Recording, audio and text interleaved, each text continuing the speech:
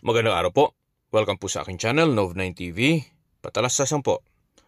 Meron po ba kayong mga properties na napapabayaan or non-performing assets? Planong ibenta, pero wala po kayong oras sa pagbenta nito? Kung ito'y pagkakatiwala niyo po sa akin, tawag lang po kayo sa aking numero, usap po tayo, gawan ko po ng video for free. Yes, libre po. Wala po kayong babayaran. Tutulungan pa namin kayo mabenta ang inyong property. Kami na po bahala sa marketing, sa boosting or paid ads, even sa tripping.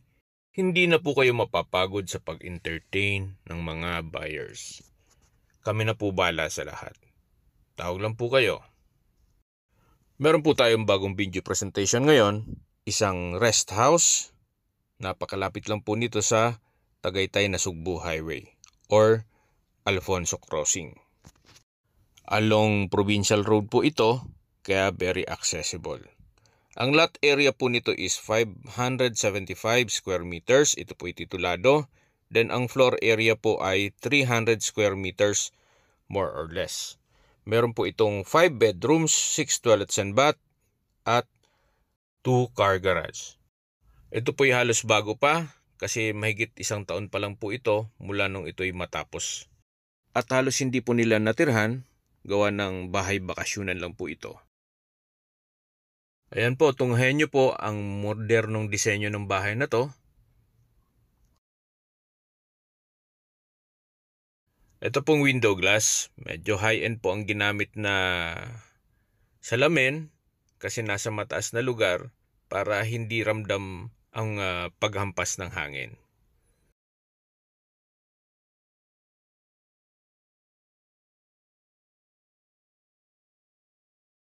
Okay, dito na po tayo sa main door. Ito po'y modern design, wooden profile sliding glass door worth 500,000. Welcome po sa napakagandang bahay. Ito na po yung salas or living area. Yan po, tunghayan nyo po. Napakaganda nitong interior niya. Nandito na po tayo sa dining area. At the same time, yung kitchen with kitchen modular cabinets. Ito po yung gas range. Then meron pong stainless sink and granite countertop. Ito naman po yung wooden bar. Ito pong salas or living area, meron pong surround sound speaker in the ceiling or lighting and audio system. Meron pong electric fireplace.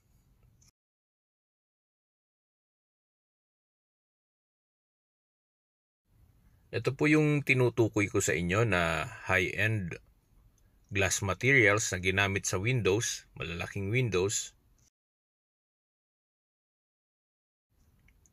Yan po, napakaganda po ng tanawin mula dito sa taas. Napakaaliwalas, very relaxing. Yan po yung ceiling niya, modern design with lightings and with LED ceiling lamp, round ultra thin na 28 watts po yan. Nasa 40 to 50,000 din po yan. Yung first bedroom dito sa ground floor na meron pong toilet and bath, which is maayos din siya, malinis, at good quality po ang toilet fixtures.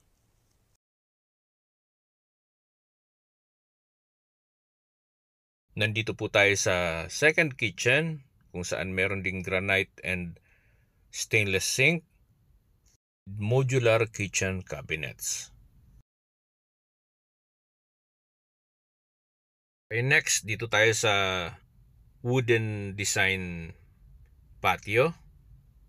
Another sink, fully landscape din po siya.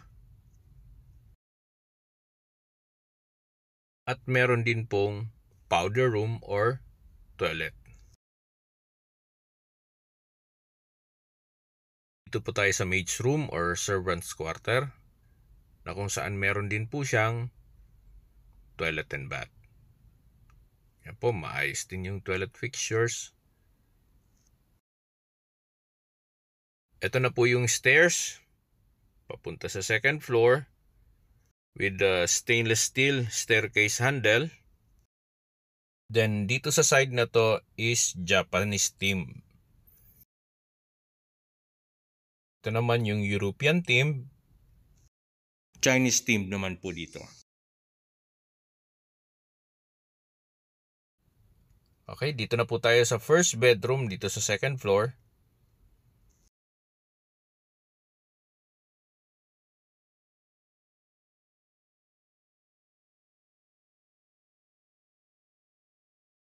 Nandito po tayo sa toilet and bath kung saan yung toilet fixtures niya is good quality and fully tiles bathroom wall.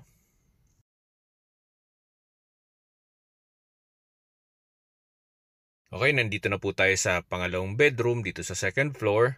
Pansin nyo po, walang aircon kasi po malamig po dito, especially pag bare months. Okay, nandito na po tayo sa toilet and bath. Ganun din po. Good quality ang mga toilet fixtures at fully tiles bathroom walls. Ito po yung Eurotheme salas dito sa second floor with the pendant lamp.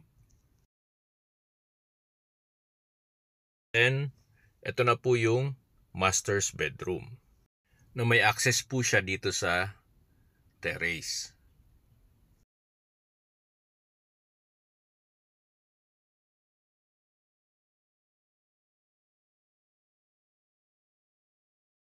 Dito na po tayo sa terrace. Itong view na to is Cavite view po yan. Sinyo po, tanaw nyo yung bubong ng kapitbahay kasi mataas pong lugar ito. Habang pong pinagmamasdan nyo ang kagandahan nitong bahay o paligid ng bahay, discuss ko na po sa inyo ang exact location at kung gaano kalapit ito sa mga business establishment. Okay, sa airport muna tayo. Ito'y 70 kilometers lang po mula airport at ang travel time po nito ay 1.5 oras. Pwede pong dumaan sa Cavitex, pwedeng dumaan sa Aguinaldo Highway, or pwede dumaan sa SLEX, then Calax. Pero po mas mapapabilis ang biyahe pag matapos na yung Calax. Baka 1 oras na lang po. Mula naman po Tagaytay, mga 4.5 kilometers. At malapit din po ito sa Mendez Crossing kung saan kumpleto na din po doon. Gaya ng mga restaurants, fast food, groceries, supermarket, public market, remittance center, banks, schools, at hospitals. Ito pong property na to, paglabas ninyo is provincial highway na. At kung familiar po kayo sa mga bilihan ng karning baka sa Crossing Alfonso, napakalapit lang din po nito. Pati po sa Twin Lakes. Okay, baba na po tayo para bago matapos tong video, matunghayan nyo po ulit itong salas.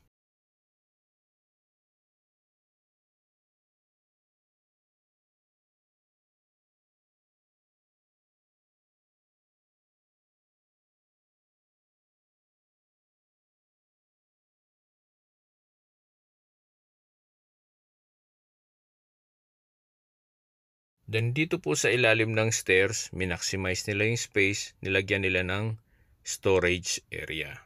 Ayan po.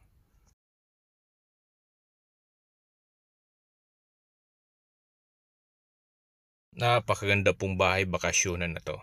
Especially kung big family po kayo, kakasya po kayo sa lawak nitong property na to. At wala na rin po kayong iintindihin, kayo at gamit nyo na lang po ang kulang dito pag ma-acquire nyo to. Kasi po ready for occupancy na po siya. Ganda rin gawing retirement house.